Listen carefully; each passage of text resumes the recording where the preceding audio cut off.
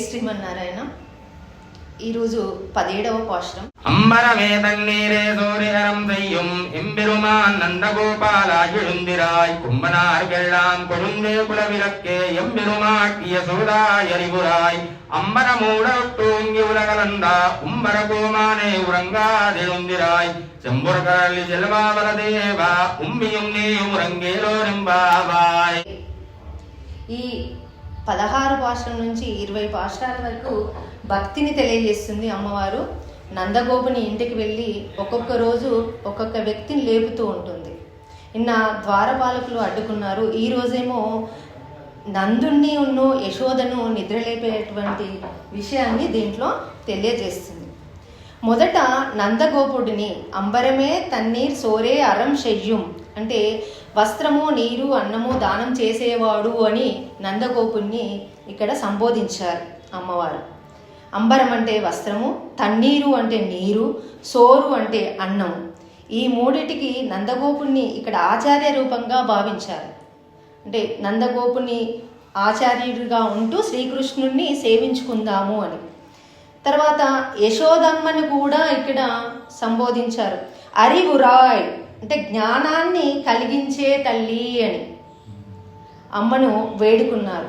ఇటు నందుణ్ణి యశోదను నిద్రలేపుతూ, అమ్మ మేము వచ్చాము, కృష్ణుణ్ణి కలవనియండి, కృష్ణుని లేపి కృష్ణుని దగ్గరికి మమ్మల్ని పంపియండి అని చెప్పడం జరిగింది. ఇంకొకడ అంతర్ధానంగా యశోదమ్మను తిరుమంత్రంగా కూడా చెప్తారు. ఓం నమో నారాయణ అనే తిరుమంత్రంగా యశోదమ్మను చెప్తారు. అంటే ఇక్కడ జ్ఞానాన్ని ఎలా కలిగిస్తుందో భగవంతుడు, యశోదమ్మ శ్రీకృష్ణుడు మనకి అలా చూపిస్తుంది. ఆమె స్త్రీయత్వానికి చిహ్నము. అంటే పరమాత్మపై భక్తిని పెంచే కరుణామయి. అంటే తల్లి కాబట్టి తల్లికి పిల్లల మనస్సు తెలుస్తుంది కాబట్టి తల్లి అన్నా కృష్ణుని దగ్గరికి పంపిస్తుందేమో ఆ మనస్సు తెలుసుకొని అని ఇక్కడ యశోదమ్మని వేడుకుంటారు. తర్వాత అంబర మూడరుత్తు ఓంగి ఉలగలందా అని స్తుతిస్తారు కృష్ణుణ్ణి.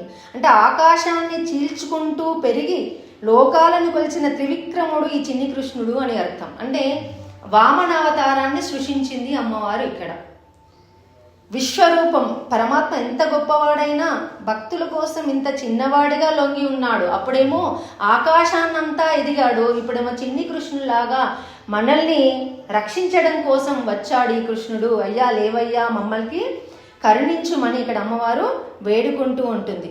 తర్వాత బలరాముణ్ణి కూడా సృష్టించింది అమ్మవారు.